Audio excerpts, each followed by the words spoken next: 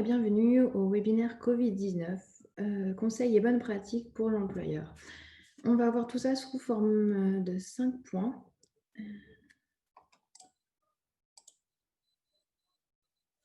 Les 5 points qui sont évaluer le risque de contamination et adapter les mesures de prévention en conséquence, informer et sensibiliser les salariés, mettre en place les mesures de prévention, isoler les salariés symptomatiques et les cas contacts et faciliter l'identification des cas contacts par les autorités sanitaires.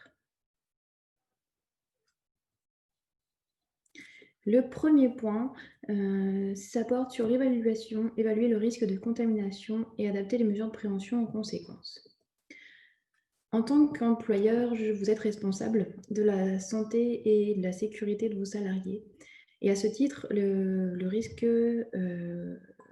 Covid-19, on doit adapter des mesures de prévention. Donc, ce que vous devez faire, c'est mettre à jour votre document unique. Si vous ne l'avez pas créé ou si il est à mettre à jour, vous pouvez tout à fait solliciter votre service de santé au travail pour vous aider. Ou il existe une application qui s'appelle Plan d'action Covid-19 qui a été développée par l'INRS et l'assurance maladie. Deuxième point, dialoguer avec les représentants du CSE, CSSCT, dialoguer avec les salariés, dialoguer avec le service de santé au travail et désigner un référent Covid. Oui, pour veiller à la mise en place des mesures de prévention que vous mettez en place. Le référent Covid peut être l'employeur dans les petites entreprises et rédiger une procédure de prise en charge rapide des personnes symptomatiques. Cet aspect-là, on va le voir sur un autre point un petit peu plus loin. Et ce que vous pouvez faire en plus, c'est modifier le règlement intérieur en y intégrant les mesures de prévention. Le règlement intérieur est obligatoire à partir de 50 salariés. Donc, si vous êtes une plus petite entreprise, vous pouvez diffuser une note en interne.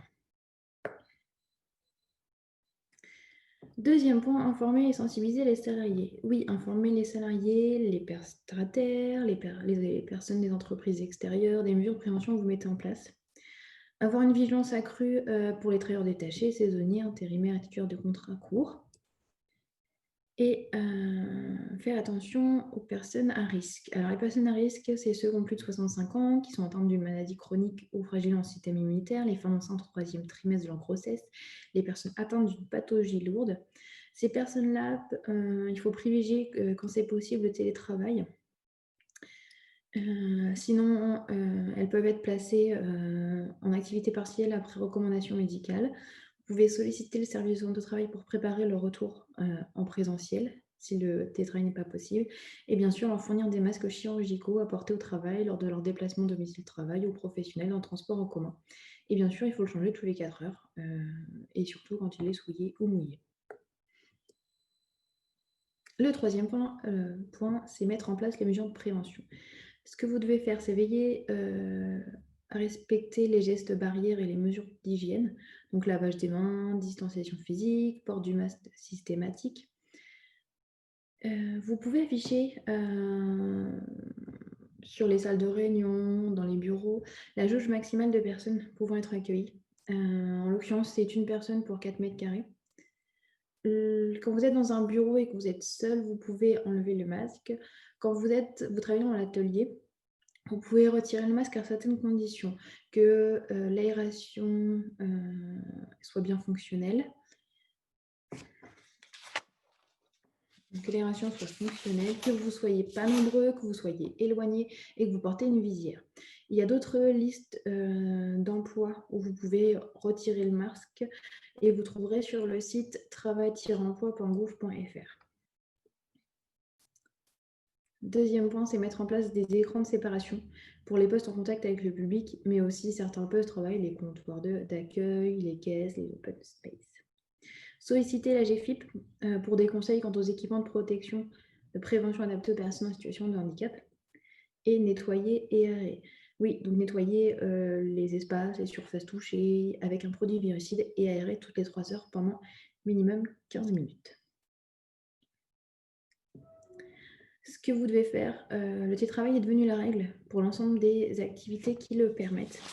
Si vos salariés peuvent réaliser l'ensemble de leurs tâches de travail en télétravail, eh bien, il faut mettre en place le télétravail. Sinon, dans les cas où certaines activités peuvent se faire, mettre en place l'organisation pour jongler entre le télétravail et le présentiel. et réorganiser l'espace de travail et temps de travail pour respecter les mesures barrières. Les moments de convivialité sont suspendus. Informer le salarié de l'existence de l'application Tous Anti-Covid et surtout d'informer de l'intérêt de son activation pendant les horaires de travail. Et ce que vous pouvez faire en plus, c'est d'inviter le salarié à prendre sa température en cas de symptômes avant d'aller travailler. Vous pouvez organiser un contrôle de température à l'entrée de l'entreprise. Il n'y a pas de caractère obligatoire et vous ne devez pas enregistrer les données recueillies. Vous ne devez pas les garder. Doter les salariés de PI et d'outils individuels et aider les autorités sanitaires à identifier les personnes cas contact si un salarié est contaminé. Ce que vous ne pouvez pas faire, c'est d'imposer la prise de température ou un test de dépistage des salariés et vous ne pouvez pas les sanctionner. Et d'imposer aux salariés de m'informer du résultat du test. Le point 4, c'est isoler les salariés les symptomatiques et les cas contacts. Ce que vous devez faire en cas de contamination d'un salarié. Tout d'abord, s'il se trouve sur le lieu de travail, donc l'isoler dans une pièce dédiée et aérée, mobiliser un sauveteur secouriste du travail ou le référent Covid et fournir un masque chirurgical à ce dernier, et organiser le retour à domicile en évitant bien sûr les transports en commun de la personne. Qui est contacté? En l'absence de signes, si la personne n'a pas de signe de gravité, c'est-à-dire détresse respiratoire, elle doit contacter son médecin du travail ou le médecin traitant. Et si présente des signes de gravité, détresse respiratoire, tout de suite appeler le SAMU le 15. Ensuite, quand la personne a été prise en charge par les secours, prendre contact avec mon service de santé au travail. Et isoler et inviter toute personne ayant été en contact rapproché avec une personne testée positive à rester ou à rentrer chez elle et à consulter sans délai son médecin traitant. Préférez du coup la visio. Comment savoir si je suis un cas contact? Et bien justement, je vais vous diffuser une petite vidéo, vous allez mieux comprendre.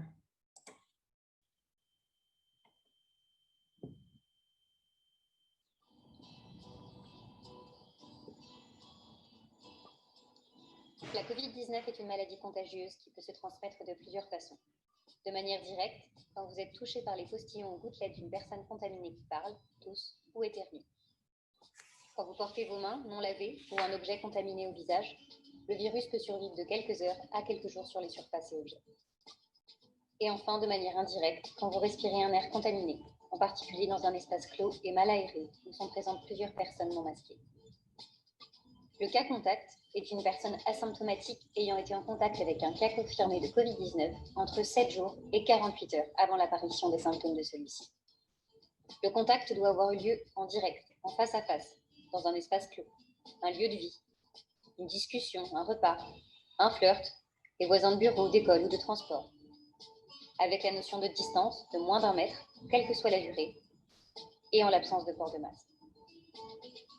Si vous êtes cas contact ou contact à risque, immédiatement, vous devez vous isoler 7 jours depuis le contact avec la personne positive et prendre un rendez-vous pour passer un test au 7e jour. Vous devez maintenir votre isolement jusqu'au résultat du test. Et en cas de symptômes, consultez un médecin. Après les résultats du test, en cas de test négatif, vous pouvez arrêter l'isolement. Si le test est positif, vous devez vous isoler 7 jours supplémentaires.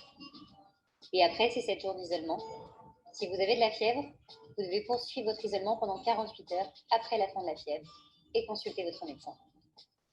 Si vous n'avez pas de fièvre, vous pouvez arrêter l'isolement, mais pendant 1 semaine, évitez les contacts avec les personnes vulnérables et portez un masque de manière systématique. Afin de préserver votre santé et celle de votre entourage, le respect des mesures barrières est essentiel. Le port du masque obligatoire, la distanciation, le lavage des mains et enfin le nettoyage et la désinfection. Votre service vous conseille. Pour plus d'informations, rendez-vous sur www.isttcamp.fr. Vous retrouverez du coup l'ensemble de ces petites vidéos sur notre page YouTube, si vous voulez toujours du coup la revoir. Ce que vous pouvez faire en plus, c'est rappeler aux salariés les recommandations des autorités sanitaires et des branches professionnelles que vous recevez et appliquer les conseils et utiliser les outils proposés par l'assurance maladie et l'INRS. Ce que je dois faire en cas de cluster. Je rappelle, le cluster, c'est un diagnostic de plus de 3 contaminations sur 7 jours dans mon entreprise. Donc tout d'abord, je dois alerter l'Agence régionale de santé, l'inspection du travail et suivre les consignes qu'elles vont me donner. Consulter mon service de santé au travail pour évaluer et mettre en place des mesures de prévention renforcées. Nettoyer et désinfecter les locaux selon les préconisations de l'autorité sanitaire et du service de santé au travail. Et informer le CSE, CSCT du cluster, les salariés sur la prévention des risques et mettre à jour le document unique. Ce que vous pouvez faire en plus, c'est rappeler les recommandations.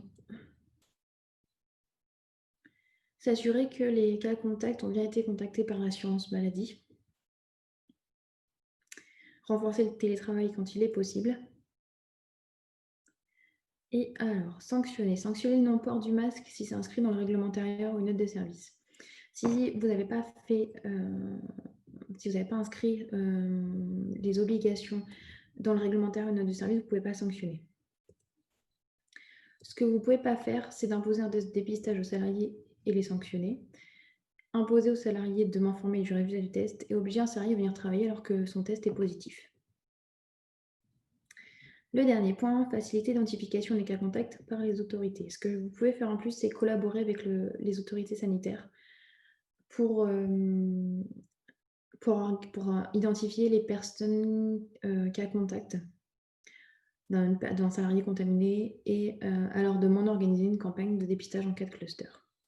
Ce que vous ne pouvez pas faire, vous, c'est établir un fichier des personnes contaminées des cas contacts. Seules les autorités de santé peuvent le faire et vous demander. Diffuser les noms des personnes contaminées et de conserver ou traiter les données récoltées.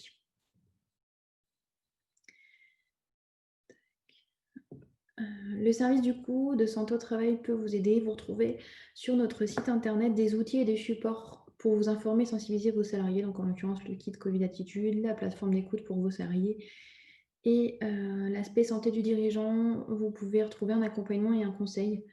Vous avez du coup une ligne dédiée, tout ça vous le retrouvez sur notre site internet.